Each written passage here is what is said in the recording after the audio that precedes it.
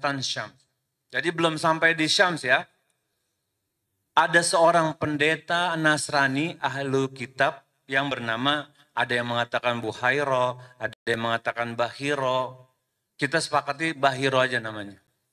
Bernama Bahiro. Yang tinggal di sebuah biara. Jadi kalau agama dulu, agama Nasrani, disuruh tinggal di biara. Ibadahnya di biara, nggak keluar-keluar dia. Beda sama kita orang Islam. Ketika dikatakan bumi Allah itu luas dan kita bebas sujud di mana saja, kecuali di tempat-tempat yang Allah larang, itu nikmat buat kita, Pak. Nggak perlu kita pergi ke tempat ibadah. Kalau memang kepepet. Atau memang kita nggak ada. Makanya kalau pergi ke Arab Saudi, kan di sana nggak kayak kita, banyak masjid, banyak musola. Jadi kalau itu mereka kadang gelar aja sejadah di padang pasir, ya kan, gelar sejadah di mall. Itu jangan kaget kalau kita lihat kayak gitu di sana. Kalau di sini kita gelar di Pasar Santa gimana? Itu masjid sebelah katanya. Ngalangin tukang gorengan lagi. Karena udah biasa di sana. Dan si Bahiro ini dikenal sebagai seorang pendeta yang sangat alim, ahli ibadah. Dan paham kitab-kitab terdahulu. Gitu. Ketika kafilah Quraisy itu tiba, Bahiro ngeliat tuh. Keluar dia dari biaranya. Keluar, Pak. Padahal pendeta itu dilarang keluar dari biara. Dan ini hal yang nggak biasa kecuali ada unsur darurat. Bahiro nggak pernah keluar menemui kafilah-kafilah yang sampai di sana, yang singgah dia nggak pernah nemuin. Masa bodoh, udah biar lewat-lewat aja. Fokus dia dengan ibadahnya. Ternyata kafilah yang ini, yang ada Rasulullah SAW di dalamnya, keluar dia. Diperhatiin dengan sesama, dilihatin satu-satu dari jauh masih dilihatin. Dan matanya berhenti tertuju pada sosok Muhammad SAW yang masih muda. Ingat, belum diangkat menjadi nabi ya. Dilihatin sama dia ciri-ciri kenabian. Karena apa? Di dalam kitab-kitab umat terdahulu ada, Pak.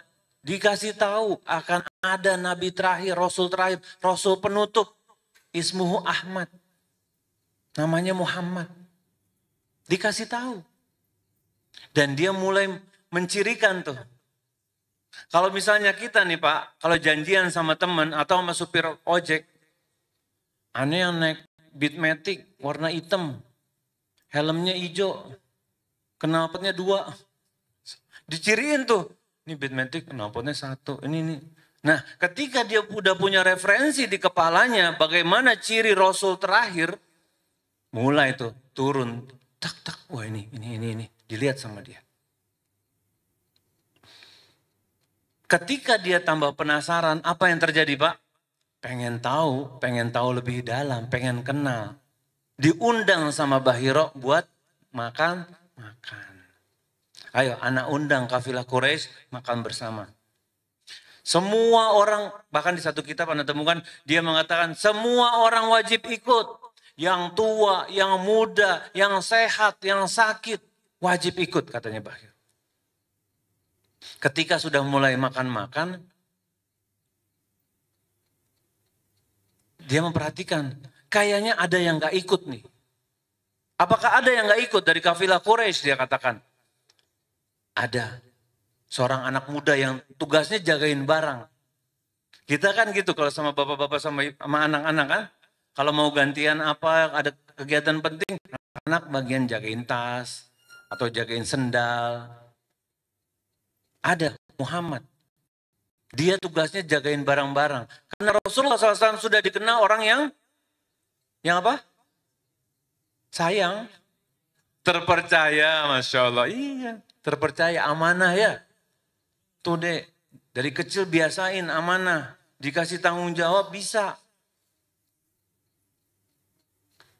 Jangan dititipin gorengan, kok tinggal tempe doang. Hilaf stat, hilaf katanya. Amanah. Jadi yang diperintahkan menjaga karena mau berdagang nih Pak. Kalau dagang bawa barang biasa apa barang dagangan? Barang dagangan. Mahal apa murah? Mahal. Jangan sampai udah capek-capek mau ke Syams, di tengah jalan hilang. Terus ternyata Bahiro memperhatikan dan mengatakan, jangan sampai ada yang nggak ikut. Mereka mengatakan, nggak ada, semua kita ikut kok, kecuali anak muda itu. Bahiro berkata, jangan lakukan itu. Panggillah dia untuk makan malam, makan bersama kita. Maka dipanggillah Muhammad SAW untuk makan bersama. Ketika Muhammad SAW mendekat, Bahiro memperhatikan lagi. Karena dia ada misi nih. He's on a mission. He would like to find out who is the guy. Siapa sih ini anak muda? Tertarik dia.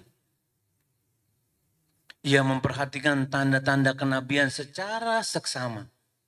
Tadinya dari jauh, ya kan? Waktu dari keluar dari biara. Pas makan lebih dekat lagi.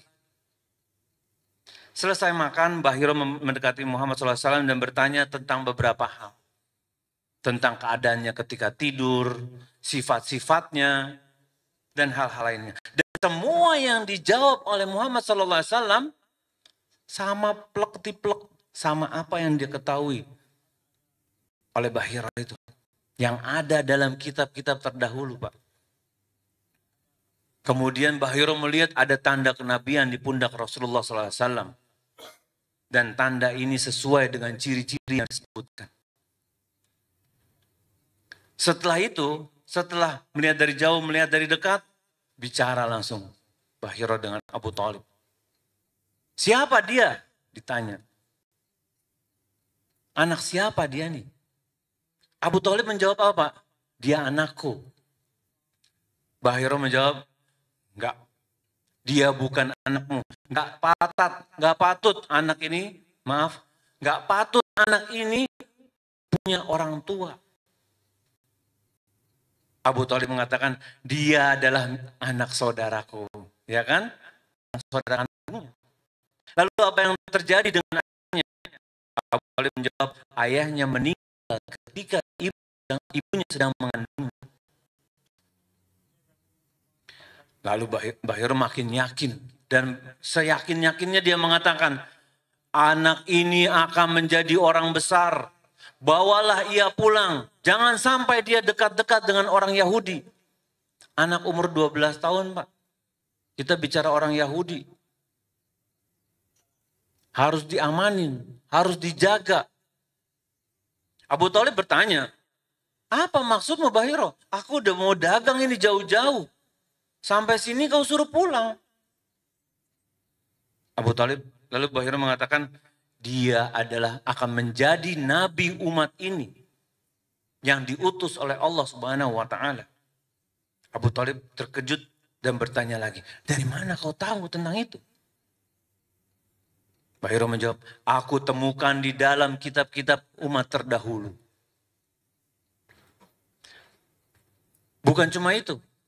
Bahiro juga menjawab, "Apakah kalian tahu ketika kalian datang dari bukit itu, pohon-pohon, batu-batu tidak bersujud. Tidak bersujud. Kecuali sujud kepada seseorang yang akan menjadi nabi terakhir. Dan kami mendapati sifat-sifatnya ada dalam kitab-kitab kami." Masya Allah. Kemudian Bahiro meminta kepada Abu Thalib, "Tolong kau pulang saja. Dibawa anak ini. Jangan sampai Yahudi tahu. Jangan sampai orang-orang Romawi tahu. Karena kalau mereka juga melihat tanda-tanda kenabian yang ada pada Rasulullah SAW, akan diapain Pak? Dibunuh. Mereka nggak ridho." Dan Abu Thalib menuruti saran Bahiro dan membawa Rasulullah SAW kembali ke Mekah. Itu kisahnya. Lalu bagaimana hikmahnya? Bagaimana terkait kisah itu dengan kehidupan kita sehingga bermanfaat dan kita bisa amalkan dalam kehidupan kita sehari-hari. Yang pertama, Allah Subhanahu wa taala Maha Kuasa dalam mengatur segala sesuatu. Pertemuan Muhammad SAW dengan Bahiro bukan kebetulan, Pak, bukan. Jadi kalau istilah, kebetulan nggak ada dalam kamusnya orang Islam. Kata-kata kebetulan, nggak sengaja, nggak ada, Pak. Kebetulan pas gue lagi lewat, nggak ada. Itu Allah takdirkan kita lewat. Dan ini adalah aturan Allah. Ketika kebetulan Ana sholat di sini, ada kajian. Alhamdulillah bisa belajar tentang pendeta Bahiro dan Rasulullah SAW. Enggak kebetulan. Allah ingin menitipkan hidayah kepada kita. Alhamdulillah. Kita bersyukur kepada Allah dikasih tempat bagus begini, DKM-nya Masya Allah. Bisa kajian tiap Rabu, zuhur di sini. Bermanfaat buat kita. Dan dalam kehidupan kita jangan pernah mengatakan kebetulan. Semua sudah jalannya Allah. Itu tanda yang pertama. Hikmah yang kedua, tanda-tanda kenabian sudah ada di diri Rasulullah SAW sejak kecil. Seperti kita bahas tentang pembelahan dada. Ya kan? Mukjizat juga. Lalu tentang cerita seperti ini.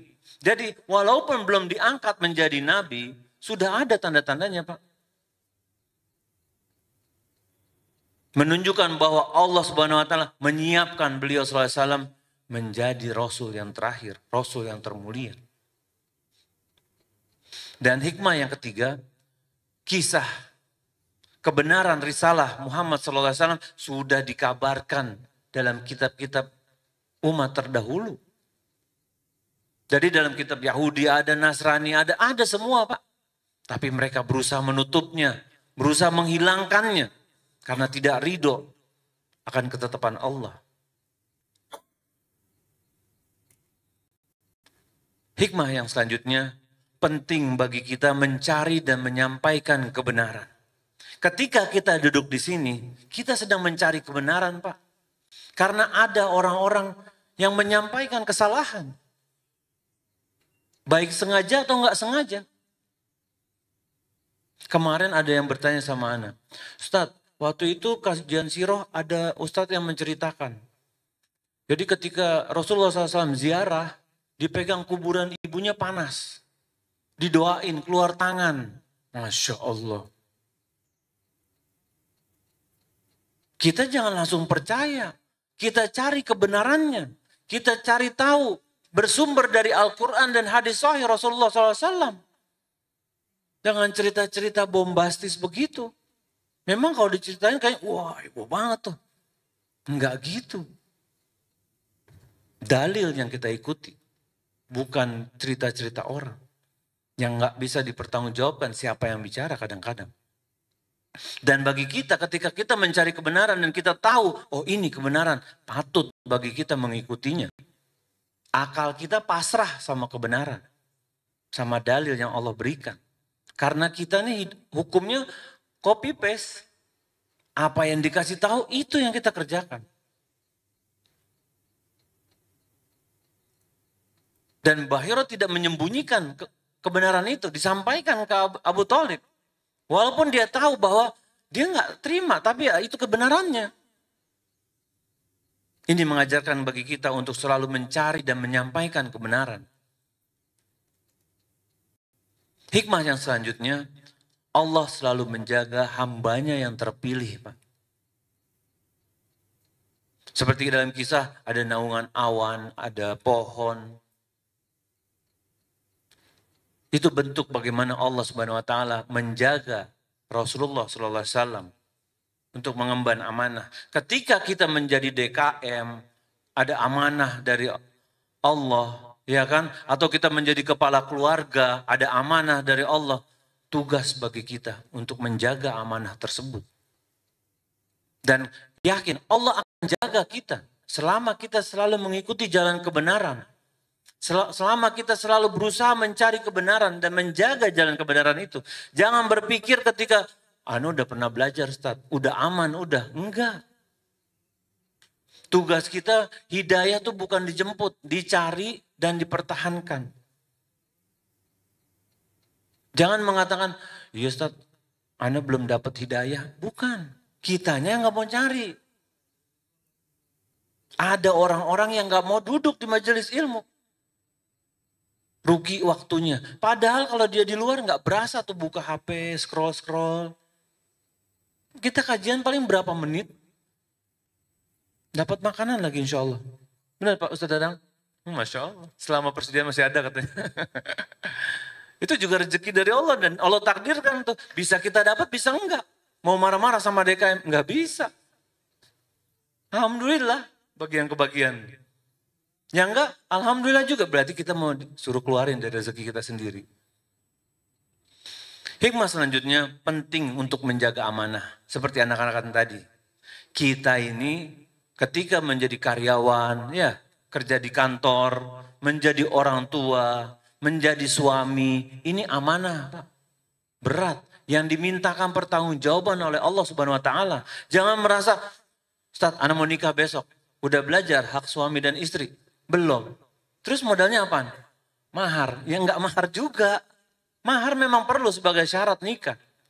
Tapi ilmu lebih penting. Jangan sampai kita modalnya cinta. Ustaz. Nah, Allahu Akbar. Ini nih. Jangan. Hadir dulu kajian pembahasan bagaimana hak dan suami dan istri. Kita belajar. Lalu bagaimana kalau kita jadi karyawan? Harus tahu apa tugas kita, kewajiban kita. Wajib masuk jam 7, jangan setengah 8 masih di warung kopi di depan. Yang penting udah fingerprint, Ustaz. Enggak bisa. Yang penting udah fingerprint. Ana udah titip tuh sama temen. Gimana cara titipnya? Jangan, amanah. Hikmah selanjutnya, kebenaran tidak memandang latar belakang agama. Ketika Allah jadikan agama yang benar di muka bumi ini Islam, semua wajib ikut ke dalam agama Islam. Sebagaimana Bahiro mengikuti, mengetahui, dan memberitahu kebenaran yang sesungguhnya. Kita lihat banyak orang bule masuk Islam, ya kan? Di YouTube kita lihat tuh. Karena mereka tahu kebenaran ini nggak bisa ditutupin. Walaupun mereka mau lakukan tipu daya ini, fitnah itu terhadap agama Islam, nggak bisa ditutupin. Dan ketika mereka masuk Islam, apa yang dikatakan oleh mereka? Islam is the way of life, kata dia. Islam ini bukan agama ritual, Pak. Yang cuma sholat, cuma puasa, cuma umroh, cuma haji. Enggak. Islam tuh gaya hidup kita. Semua ada caranya. Semenjak kita bangun tidur, sampai kita mau tidur ada caranya semua. Dan kalau kita mengikuti semua cara yang dituntun oleh Allah Subhanahu Wa Taala, mudah kita hidup. Yang jadi masalah, kadang kita suka lupa, suka hilaf. Makanya majelis-majelis ilmu seperti ini harus dipertahankan. Karena dari ini kita saling mengingat kembali, murojaah lagi. Ada yang skip, oh iya ya benar kata Ustaz, ana lupa yang itu, kerjain lagi. Gitu. Hikmah selanjutnya, Allah maha bijaksana dalam memilih utusannya. Allah memilih Rasulullah SAW bukan, Nabi yang ini Nabi Isa gagal, pilih Nabi Muhammad SAW. Enggak, udah semua Allah buat aturannya. Bukan karena Allah gagal, bukan. Semua sudah Allah tetapkan. Jangan berpikir Allah gagal sama umat Yahudi, makanya Allah turunkan Nasri. Enggak. Udah Allah bikin master plan-nya. Kitanya aja yang kadang kurang jauh belajarnya. Dan Allah tetapkan Rasulullah SAW sebagai Nabi Rasul yang terakhir. Ketika terakhir hingga hari kiamat, termulia nggak Pak? Termulia, karena Rasul-Rasul yang lain apa? Ada masa waktunya nggak? Ada. Terbatas nggak di wilayah tertentu? Iya. Rasulullah SAW, jin dan manusia Pak. Nggak terbatas wilayah tertentu. Nggak Syams doang. Atau Bani Israel doang. Enggak. Semua. Dan ketika Allah jadikan Rasulullah SAW Nabi Rasul yang termulia, kita nih sebenarnya dipilih jadi umat yang termulia. Tapi bagaimana perilaku kita? Berhakkah kita menjadi umat yang termulia? Sudah sejauh mana kita mengikuti ajaran beliau sallallahu alaihi wasallam? Kalau kita ngaku jadi karyawan PTA katakan, kita ngikut tuh SOP-nya kan? Disuruh masuk jam segini, hadir bos. Pulang jam segini, siap. Ngerjain ini, oke. Transferan tanggal 25, siap. Udah kejam belum? Belum, dikit lagi. Sabar ya. Iya. Tapi kenapa kalau perihal agama, ya bebas aja Ustaz. Katanya ini begitu, ngikut ke sana. Katanya ini, ngikut ke sini. Lah, ini agama bukan milik Ustaz. Bukan milik kiai, bukan milik Habib, bukan. Ini aturan dari Allah Subhanahu wa taala. Yang sepatutnya kita cari tahu apa aja yang mesti kita kerjain. Dan Islam tuh agama yang mudah. Enggak ada dalam maqasid syariah kita, Allah ingin menyulitkan kita, enggak ada. Mau bukti? Karena tanya, kalau safar, biarpun naik wus cepat, boleh nggak dikosor sholatnya? Boleh. Nggak keringetan padahal. Naik AC cuma 2 jam. Nggak berubah tuh syariatnya. Allah ingin mudahkan kita. Yuridullah yusra. Allah ingin mempermudah kita. Malah ketika kita tidak, nih catat, ketika kita tidak menjalankan syariat Islam, makin sulit hidup kita Bu, Pak. Makin sulit. Wallahi makin sulit. Ada yang mau penyucian jiwa, pergi kemana Kang? Ke laut ya. Kemarin anak baca ada ibu-ibu ingin berobat di sungai apa, dimakan buaya. Allahu Akbar. Mau mensucikan jiwa dia masuk, umurnya 47 tahun kalau nggak salah Anda lihat. Malah ada videonya lagi di bawah buaya. Allahu Akbar. Dia ingin mensucikan jiwa malah dimakan buaya tuh. Islam nggak kayak gitu. Ada ajarannya. Ada acuannya. Kadang kita belajarnya kurang jauh. Dan ketika kita makin belajar, makin mudah Pak. Beneran. Sabar ya. Kita belajar sedikit-sedikit dan semoga Allah ridho dengan ikhtiar kita.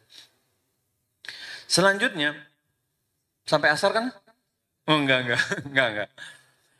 Pentingnya melindungi generasi penerus. Nih, Bahiro berpesan sama Abu Thalib. Nanti dibawa pulang aja. Jangan sampai ketemu sama Yahudi dan Romawi. Yahudi dan Romawi ini orang besar-besar juga Pak. Mereka orang kuat, persenjataannya canggih-canggih. Disuruh bawa pulang. Dibawa pulang sama Abu Thalib. Di sini apa kita hikmahnya? Penting bagi kita untuk menjaga generasi penerus. Apalagi zaman sekarang. Zaman HP. Anak-anak lebih pusing gak ada paket data daripada makanan. Tuh kan? Iya. Ada yang marah-marah gak ada paketan. Berjejer main game semua. Pagi, siang, malam, matanya tertuju ke layar HP. Gimana masa depan mereka? Gimana masa depan Islam? Kalau kita sebagai orang tua, gak apa-apa Ustaz, yang penting aku datang kajian. Jangan. Seperti anak katakan tadi, anak-anak amanah. Jadikan mereka orang-orang yang tangguh, yang kuat, yang memiliki pemahaman agama yang benar.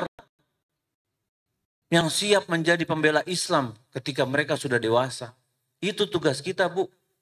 Pak, bukan cuma sekedar nyari duit. Tapi kan susah Ustaz nyari duit. Enggak. We are missing the point gitu. Memang kita disuruh kerja. Cari nafkah. Tapi ingat. Tugas kita, ku anfusakum wa ahlikum naro, itu lebih berat. Menjaga keturunan kita, keluarga kita dari api neraka lebih berat. Kita bukan disuruh cari kaya di sini. Kita suruh cari nafkah yang cukup dan kita mendidik dan menjaga anak-anak kita dari api neraka. Bagaimana umat Islam di masa depan? Kemarin anak di daerah Tanah Abang bikin kuis pakai stiker sama anak-anak. Anak tanya, coba baca surat ini. Terakhir sampai kulhu baru bisa satu anak. Dari al-a'la geser terus ke belakang. Ini nggak bisa, al-alaq nggak bisa. Al-falaq nggak bisa juga. Gimana? Ada 8 orang anak itu anak ketemuin. Gimana Pak masa depannya? Kalau kita nggak mau menjaga. Makanya mulai dari kita ketika dititipkan anak, tanggung jawab. Bukan PR anak-anak itu. Hikmah selanjutnya, mukjizat dapat terjadi sebelum zaman kenabian. Jadi nggak melulu. Mesti mukjizat itu setelah Rasulullah SAW jadi nabi, enggak. Sebelum pun udah ada. Di sini juga ada hikmah, pentingnya menuntut ilmu dan mempelajari kitab-kitab terdahulu. Kitab agama terdahulu? Bukan. Kitab terdahulu. Jadi ketika kita belajar agama, kitab ulama-ulama terdahulu yang soleh, kita pelajari tuh. Sahih Bukhari, Sahih Muslim, banyak manfaatnya. Yang terjemahan juga ada kalau misalnya belum bisa bahasa Arab. Jangan sampai kita fokus sama kitab ulama-ulama zaman sekarang, tapi ulama zaman dulu kita tinggalkan, rugi. Karena Pak, ulama-ulama terdahulu Allah berikan nikmat yang besar. Pendeknya kalimat-kalimat mereka, itu membuat pemahaman sangat dalam dibandingkan ulama zaman sekarang. Kadang perlu satu halaman buat menjelaskan satu baris. Ulama zaman dulu nulisnya sebaris. Ulama zaman sekarang berlembar-lembar. Jadi kalau kita lihat kitab syarah tuh, Sahih Bukhari sama syarah Sahih Bukhari, tebelnya lain. Itu yang Allah berikan.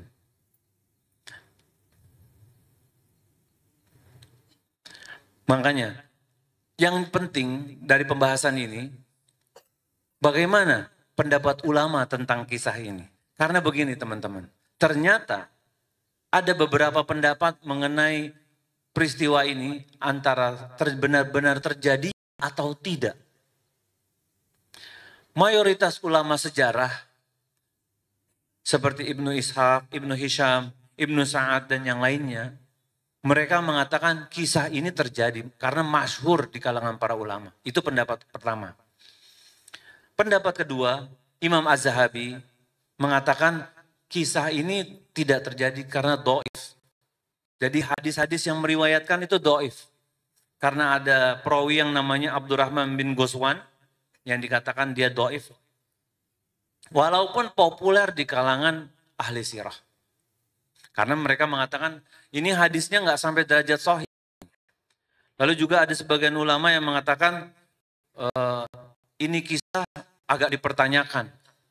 Kenapa? Bagaimana mengenai detail-detailnya. Seperti ada pohon yang merunduk, lalu awan. Karena dikatakan mereka menganalisa bagaimana Rasulullah SAW di bawah pohon bisa terlihat awannya. Padahal Rasulullah SAW di bawah naungan pohon. Itu menurut sebagian ulama. Bagaimana kita menyikapinya? Pendapat yang paling tepat, wallahu a'lam, ada yang mengatakan ada menerima inti kisah ini karena secara masyhur di kalangan para ahli sirah diriwayatkan. Tapi kita harus berhati-hati dalam masalah detailnya dan tidak meyakini sepenuhnya kalau kisah ini bersumber dari Rasulullah SAW.